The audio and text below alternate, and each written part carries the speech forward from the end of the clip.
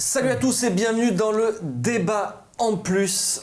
Le débat en plus concerne Luis Gustavo. Faut-il le réintégrer d'urgence dans cette équipe? On va en parler avec qui? Avec Jean-Charles qui est avec nous. Salut Benjamin. Ça va Jean-Charles? Ça va très bien, merci. Avec Manu qui est avec nous toujours. Bonjour à tous. Merci Manuel Amoros. Merci à vous. C'est toujours un immense plaisir de t'avoir avec nous sur ce canapé. Manuel, ouais. Ça a bien envoyé tous les deux lundi. Hein. Ben, nous, on ose dire la vérité. On ose dire la vérité. Je sais pas, on est objectif, on voit. Tu sais, la critique, elle le fait avancer. Hein. Bien sûr. Il faut pas. Si on accepte. Mais il y a beaucoup de gens qui n'acceptent pas, c'est vrai. Mourad n'accepte pas la critique, par exemple. Et ça, je peux vous le dire. Une fois, je lui ai fait une réflexion. On lui a dit « Ah, je pense que tu bouges un tout petit peu trop les mains. » Et pendant 2 ans, il ne nous a plus parlé. Voilà. Et du coup, je bouge plus du tout les mains maintenant. Je suis comme François Mitterrand. Merci Mourad d'être avec nous pour ce débat en plus. Alors, Luis Gustavo, qui est sorti de cette équipe ces derniers matchs, d'abord pas sur blessure, mais il a été malade, c'est ça Mourad? C'est la version, en tout cas, oui, mais apparemment, oui, il était malade, il a eu un rhume, et on sait que pour les footballeurs, c'est difficile. Enfin, je sais plus, en tout cas, il a eu quelque chose de saison, et c'est difficile parce que les footballeurs ne peuvent pas prendre de médicaments pour cause de dopage, etc. Et des fois, la plus petite... Tu peux en prendre d'autres quand même qui sont... apparemment, l'OM, c'était difficile, mais bon, donc voilà, il a été très malade.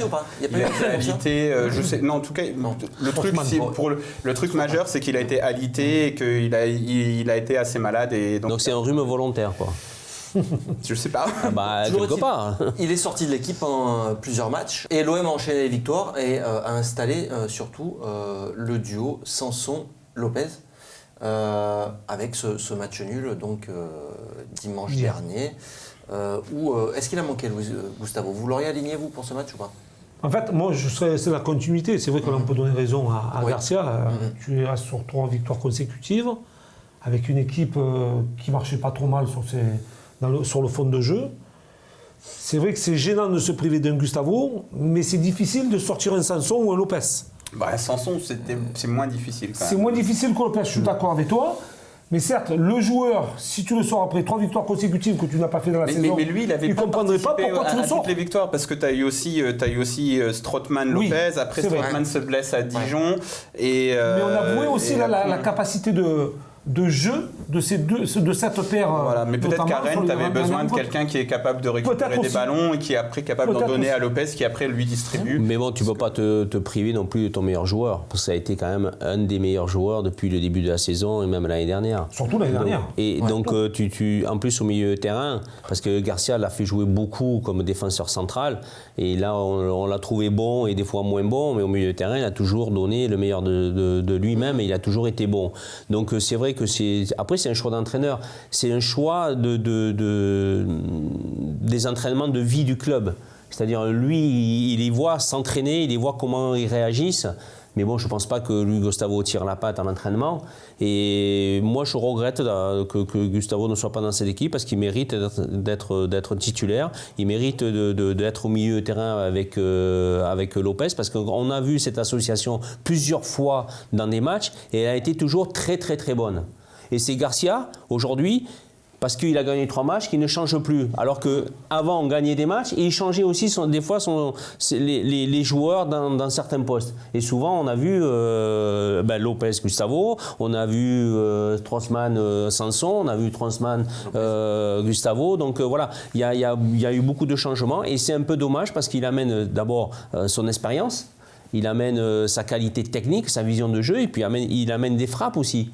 Parce que quand on voit souvent l'équipe de Marseille qui ne frappe pas beaucoup. Donc voilà, moi je trouve ça dommage qu'on ne puisse pas l'utiliser.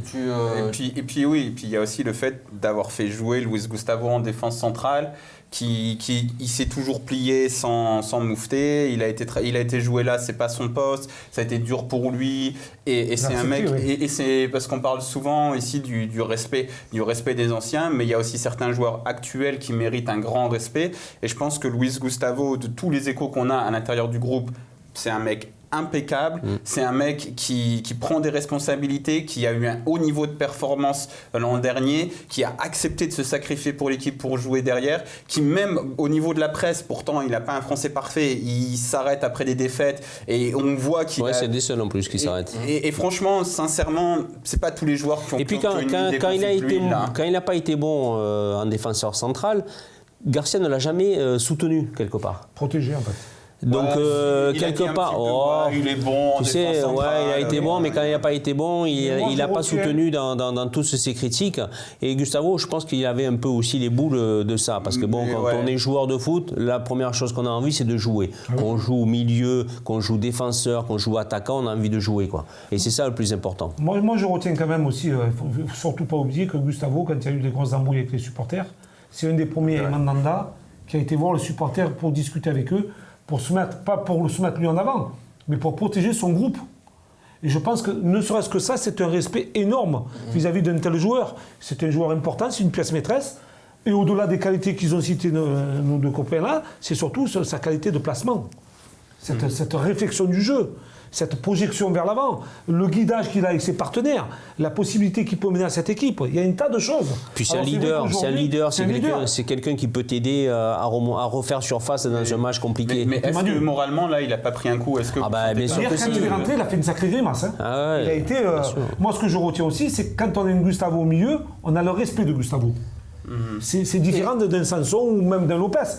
Gustavo, il est là, il donne de la sécurité en fait, de la personnalité. Puis après, il faut savoir ce que recherche un entraîneur. S'il veut un milieu technique, comme tu mets Lopez et Gustavo. Tu ne mets pas Lopez et Sanson, parce que Sanson, il est technique. Je ne veux pas dire qu'il n'est pas technique, mais il est moins dans le collectif que Gustavo. Ça demande moins de ballons que même que Sanson, il est dans l'individualisme quand même. Parce que quand on le voit, il fait de longues courses avec le ballon et il la lâche quand il ne peut plus rien faire. Il n'est pas dans l'instantané. L'instantané, c'est à une touche de balle, boum, boum, boum, et on avance. Gustavo, il est plus dans cet état d'esprit. Par rapport au fait qu'à chaque fois que Garcia le fasse jouer, parce qu'il a joué plus de matchs au final en défense centrale cette saison qu'au milieu de terrain, et qu'aujourd'hui, il se retrouve sur le banc, ça serait pas... Et à son âge surtout. Ça serait pas un coup bas quand même Alors après, il faut le niveau de performance. Ça joue aussi sur le niveau de performance. Mais après, il faut voir. Ouais, mais tu as raison de dire ça parce que. Aujourd'hui, qu'est-ce que Rudy Garcia mais qu'est-ce que recherche Garcia? Parce qu'on peut prendre aussi l'exemple de Camara et de Caleta. Ces deux jeunes joueurs qui n'ont jamais ou très peu joué ensemble, d'un seul coup, ils sont propulsés et ils jouent ensemble. Pratiquement maintenant, ça fait 3-4 matchs qu'ils jouent pratiquement ensemble. Ça veut dire quoi? Ça veut dire que Rami et Rolando ne vont plus jouer.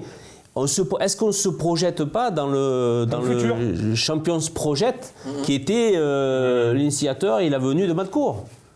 En instaurant et en faisant confiance aux jeunes.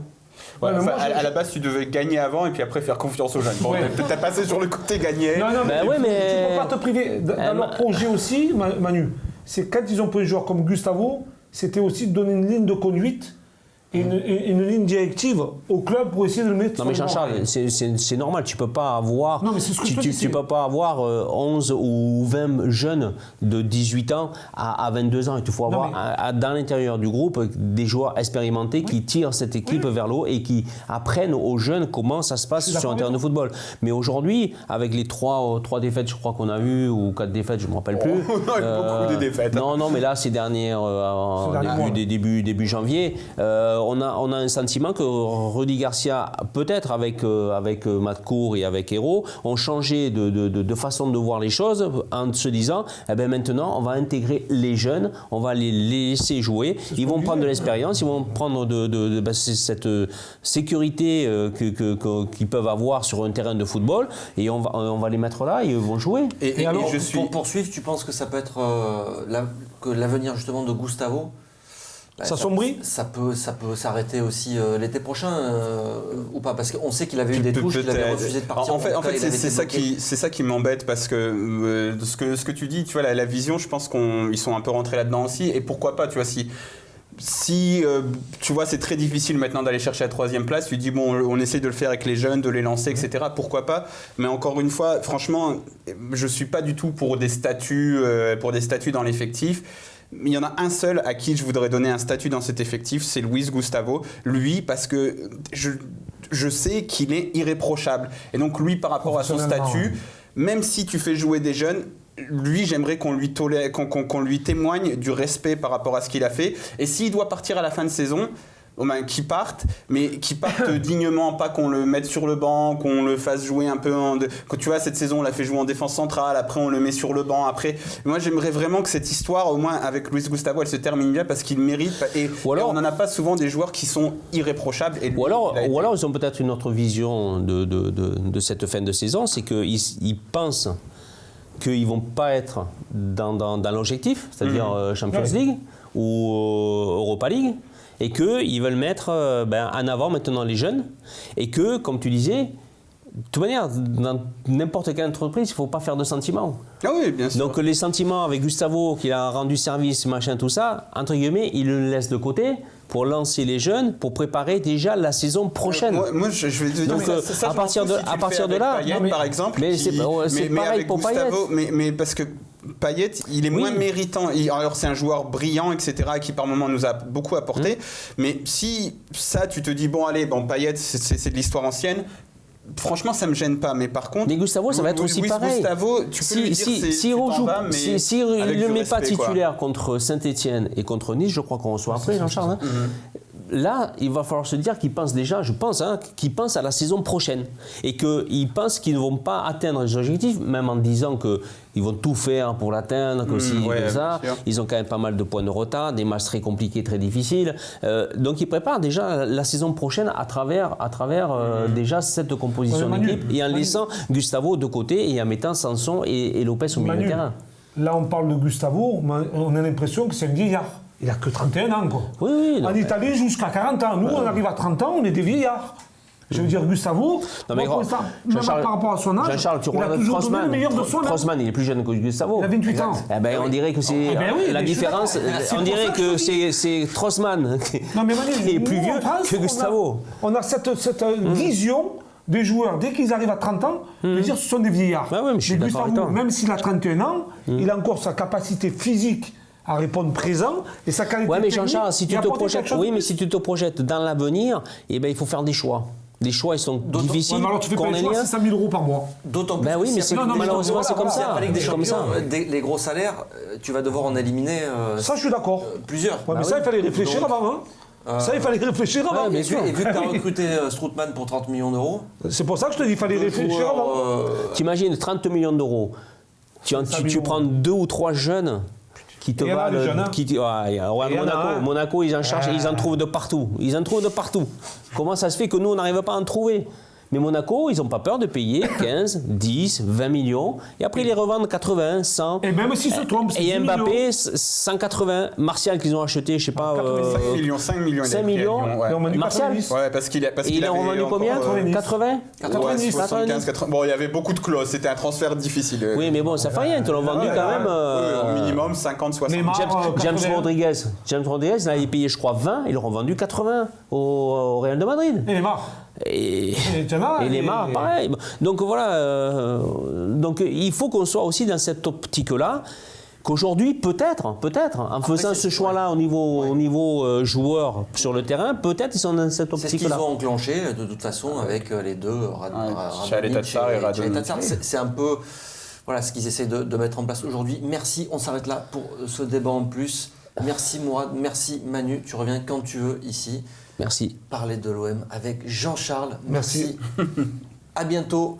Prochain débat foot Marseille. Et on aime Gustavo. Hein. On l'adore. Prochain débat foot Marseille, ça sera jeudi. À très bientôt sur la chaîne Football Club de Marseille. C'est sur YouTube et le site footballclubdemarseille.fr. Et les 20 000. Ciao.